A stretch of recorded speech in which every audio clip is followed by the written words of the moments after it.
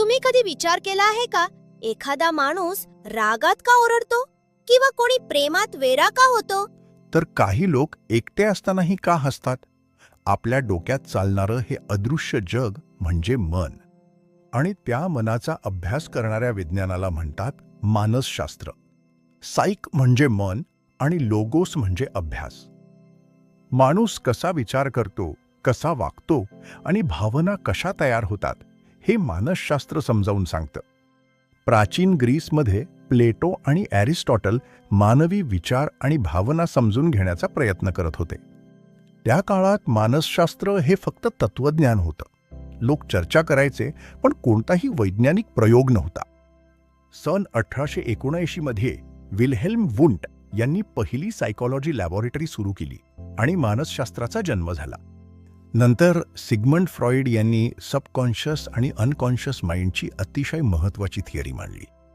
आज मानसशास्त्र सोशल मीडियापासून बिझनेसपर्यंत प्रत्येक क्षेत्रात आणि आपल्या नात्यांमध्ये वापरलं जातं. मनाचं रहस्य सोप्या भाषेत जाणून घेण्यासाठी चॅनलला नक्की सबस्क्राईब करा. धन्यवाद.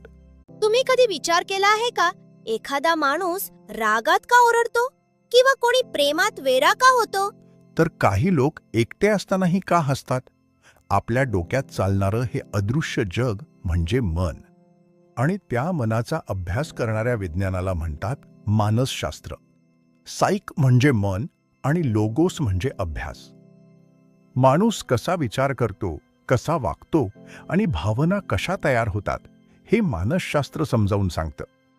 प्राचीन ग्रीसमध्ये प्लेटो आणि ॲरिस्टॉटल मानवी विचार आणि भावना समजून घेण्याचा प्रयत्न करत होते.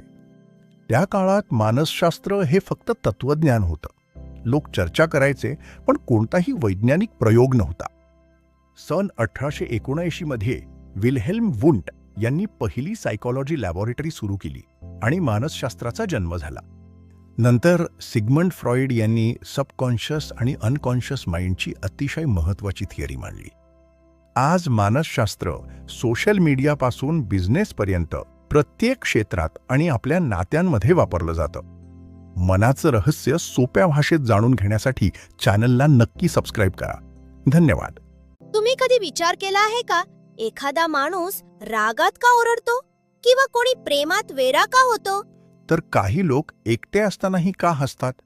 आपल्या डोक्यात चालणारं हे अदृश्य जग म्हणजे मन.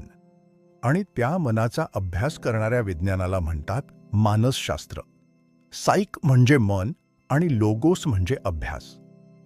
माणूस कसा विचार करतो, कसा